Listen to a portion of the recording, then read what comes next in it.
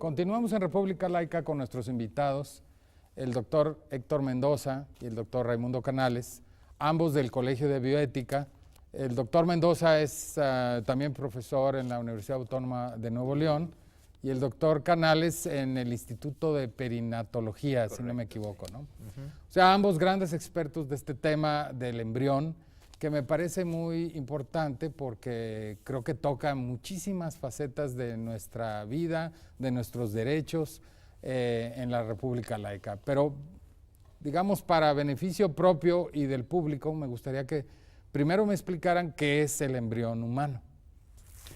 El embrión humano se define como ese estado inicial del desarrollo. En el caso del ser humano, son los estados primigenios de desarrollo dentro de la matriz.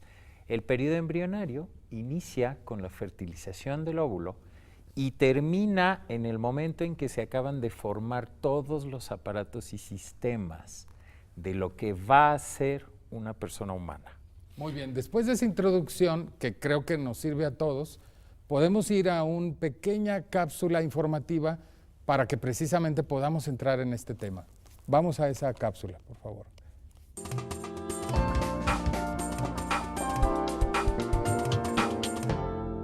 En México, diversas legislaciones, tanto en el ámbito constitucional como en el ámbito civil a nivel estatal, han sido modificadas a fin de dotar de derechos al no nacido, equiparándolo así con las personas nacidas.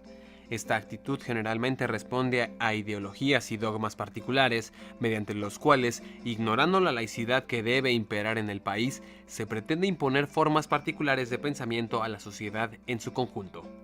Muestras de lo anterior hay muchas. Por ejemplo, en el estado de Querétaro es posible adoptar embriones mismos que se equiparan a niños. Efectivamente, la legislación civil queretana establece que en la adopción de embriones queda prohibido seleccionar el sexo del niño a adoptar. En San Luis Potosí es posible que los embriones sean considerados como herederos, aun y cuando se encuentren en estado de congelación. Por su parte, en Tabasco es posible reconocer como hijos a los embriones, dice la ley, que incluso aun cuando no se encuentren en el útero materno, es decir, embriones congelados. En Jalisco, Quintana Roo, Coahuila y Puebla se entiende por niñez la etapa de la vida en los seres humanos que comprende la gestación, es decir, desde la fecundación o mínimamente desde la concepción. En fin, nuestros legisladores han creado múltiples absurdos jurídicos en torno a este tema.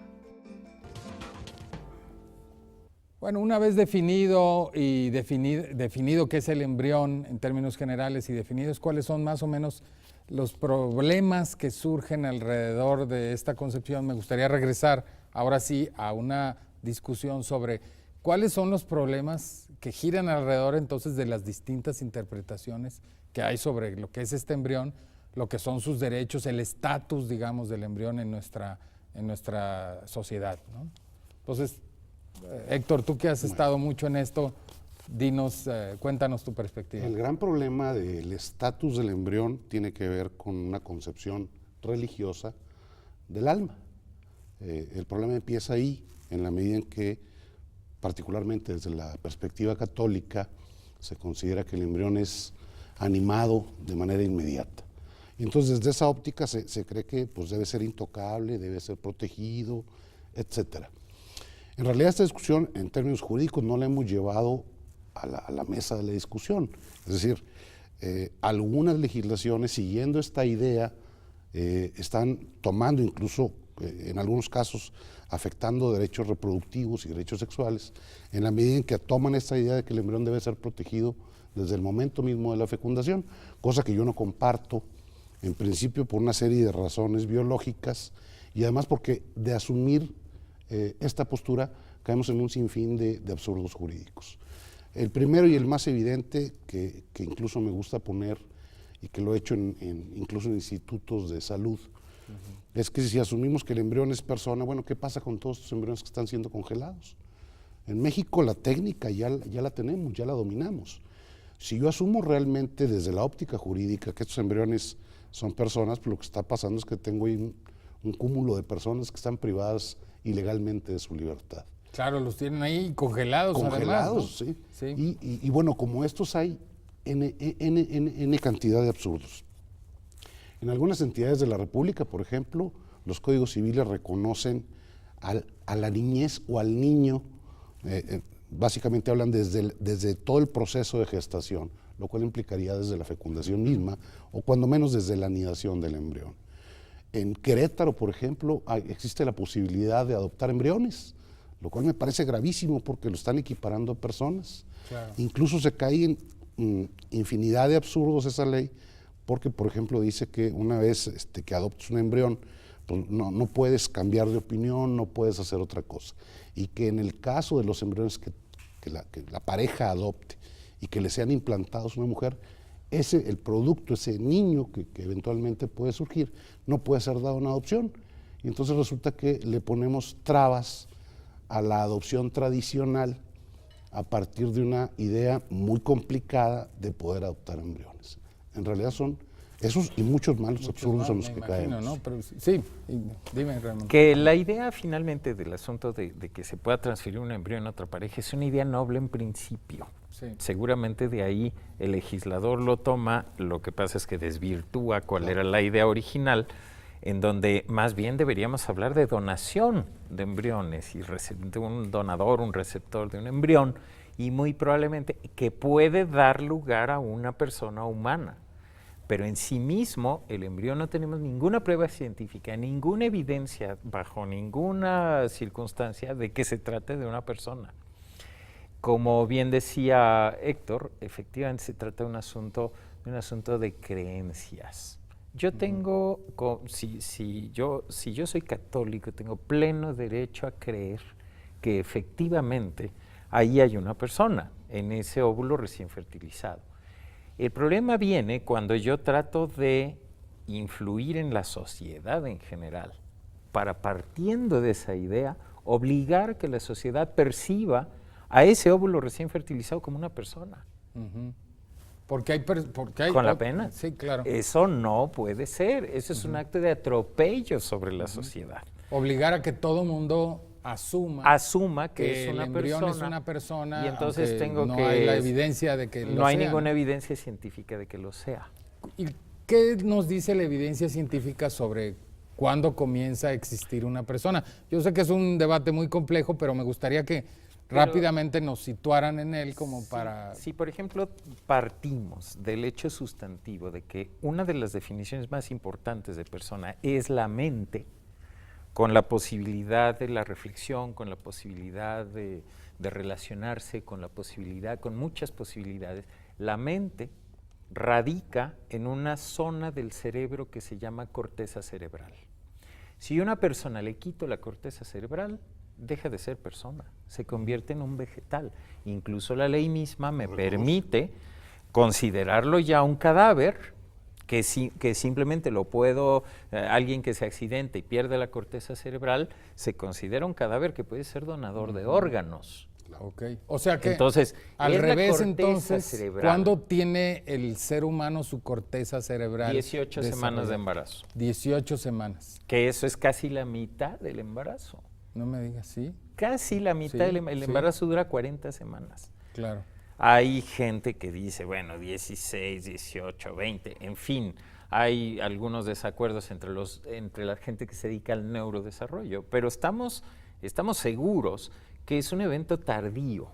Uh-huh. El desarrollo de los órganos y sistemas del embrión y del feto son asimétricos. Uh-huh. Es muy utilizado el argumento dentro de la Iglesia Católica que en las primeras semanas del desarrollo el embrión ya tiene latiendo del corazón, y eso es completamente cierto. Uh-huh. Pero es porque lo necesita claro, distribuirse oxígeno, pero no necesita reflexionar. Claro. Entonces, pues evidentemente no tiene corteza cerebral, se le va a formar mucho más adelante en el embarazo, y así como eso, los pulmones no funcionan, y así como eso, el sistema digestivo no funciona, y así como eso, a pesar de que sí tiene latiendo el corazón. Claro, entonces, no tiene nada que ver el corazón. No tiene nada que ver con cerebro, el corazón, ¿no? Con el hecho de que tenga los elementos mínimos que quizá pudiéramos pensar que pudiera dar lugar a un pensamiento. Ok. Ahora, a pesar de eso, Héctor, yo he visto, y tú conoces mejor, que hay personas que dicen, no, eso es una persona desde el primer momento de la concepción. Y han, sin embargo, impuesto al mismo tiempo, sin embargo, han impuesto en consecuencia una serie de legislaciones un poco absurdas, parecería, ¿no? Cuéntanos un poco de cómo Sí, bueno, esto es. a partir de la legalización del aborto en el Distrito Federal, pues hubo una reacción en las entidades de la República.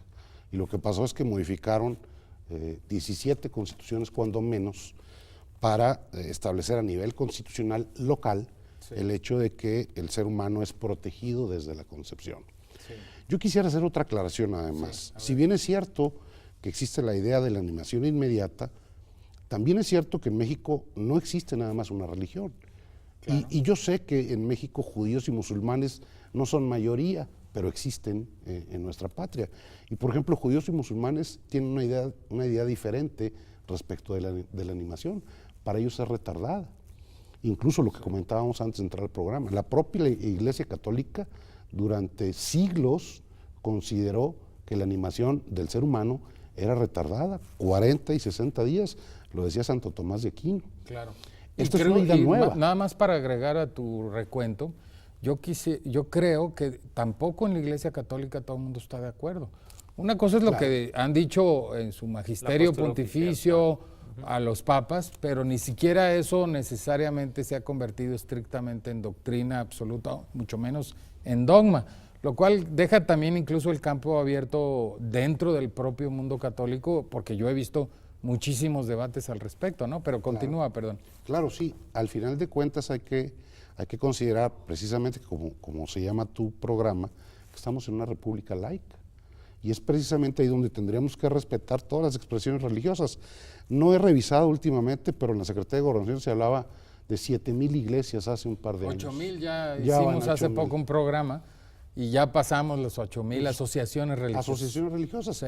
Muchas derivadas del cristianismo, sí, pero muchas no, es decir, con otras concepciones del mundo. Y ellos también son mexicanos y ellos también tienen derechos y ellos también pueden opinar, incluso pueden opinar aquellos que no tengan una convicción religiosa.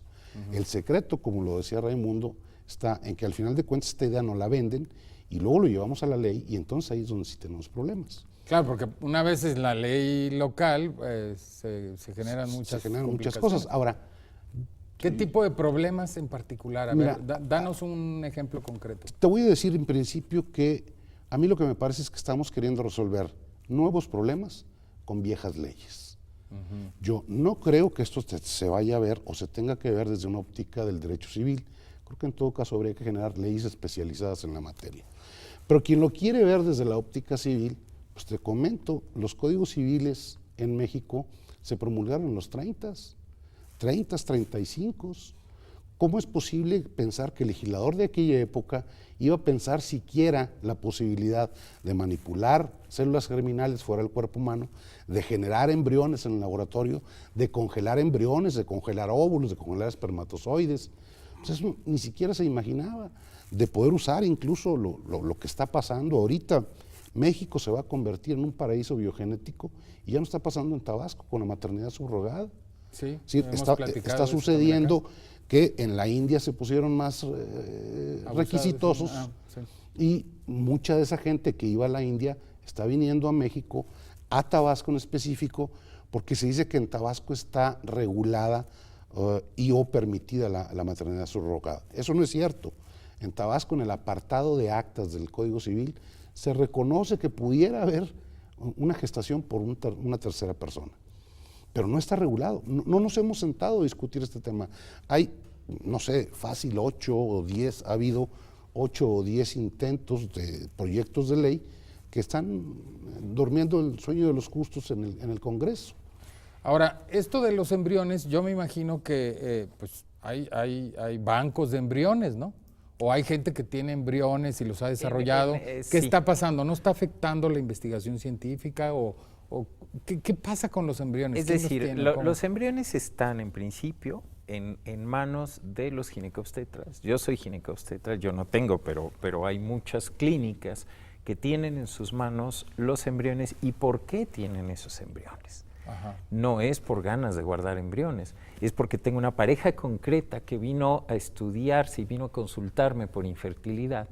Yo le hago el procedimiento de reproducción asistida para obtener óvulos, exponerlos a la acción de los espermatozoides, y en ese momento se generan 10 cigotos, la fase inicial del periodo embrionario. Tengo 10 óvulos fertilizados y solamente le puedo transferir 2 a esa mujer. Transferirle 4 o 5 sería exponerla hasta exponer su vida, porque Claro. un embarazo con 5 fetos es una catástrofe.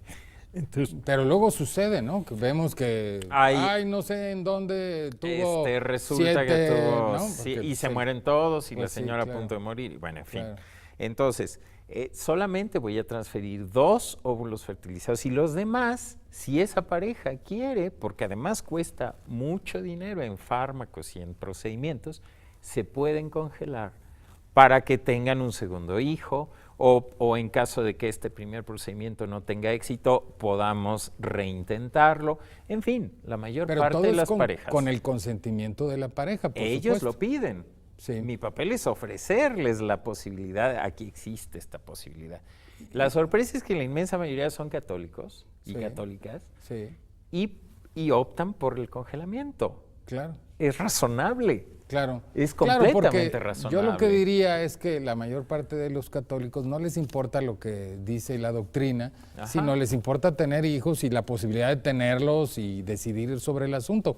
En la práctica, los problemas surgen cuando alguien legisla asumiendo que lo que dice el líder católico es lo que quieren los católicos. Pero sobre eso y otros asuntos vamos a platicar después de este corte, si me lo permiten. Regresamos entonces